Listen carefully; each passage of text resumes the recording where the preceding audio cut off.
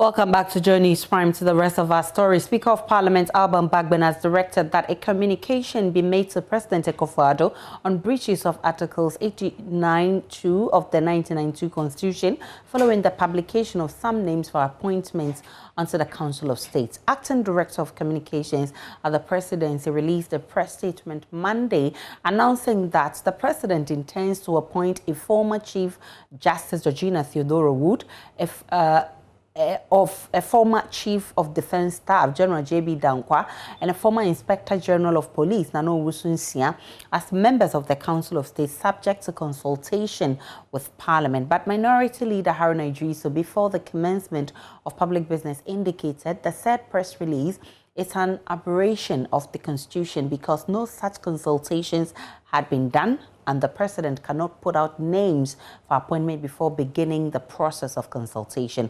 Kwekwa Asante has more.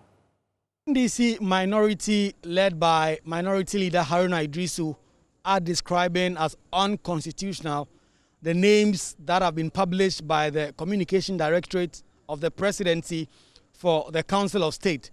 The Presidency released a statement yesterday signed by Acting Communications Director Eugene Ahin that is seeking to appoint, among others, the former Chief Justice Georgina Theodora Wood onto the Council of State. But according to the Constitution, some of these appointments must be done in consultation with Parliament. And the minority is contending that this consultation has not been done, although the statement says that these names will be subjected to parliamentary consultation. It's a very legitimate and germane concern. The reason is that the Constitution mandates that there be consultation. Now, consultation means having a discussion in discussions with Parliament. Yeah. Now, if a letter is communicated from the executive branch, which is a fait accompli, basically communicating the end result to Parliament, that is far from being a consultative process. Yeah. They may consult you, Mr. Speaker, and the House as a whole, and they are not bound by the outcome of the consultative process. They may still go ahead and make sure, they appoint the people that they have communicated to you. But at least there has to be some semblance of respect to Parliament in terms of discussing with you the nominees that they intend to appoint to the Council of State. Consultation so to mean a formal letter to you or an engagement at a certain level, since in any event the provisions 2A, I2, III are clear who and who should be part of the Council of State in that respect. Mr. Speaker. But then Speaker of Parliament Alban Kingsford Sumana Bagbin ruled.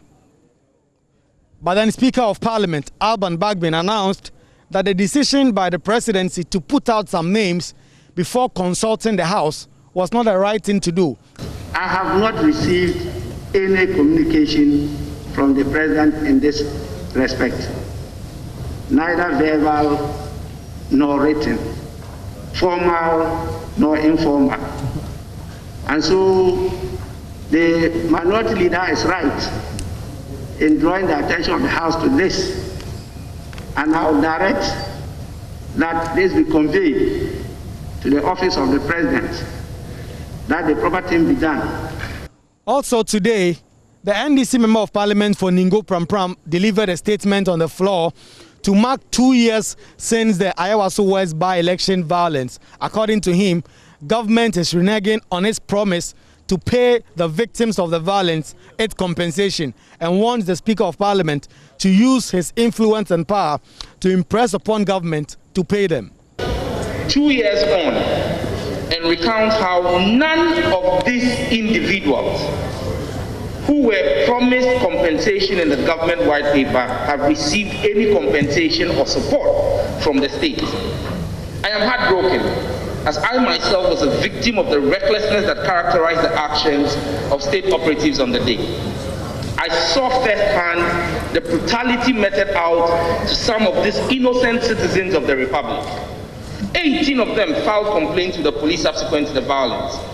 The heart-rending situation of Mr. Ishawu Yaro, a promising footballer who was his family's breadwinner and who got shot several times in his leg and has been crippled ever since, even after 3 surgeries, should not be our record as a nation.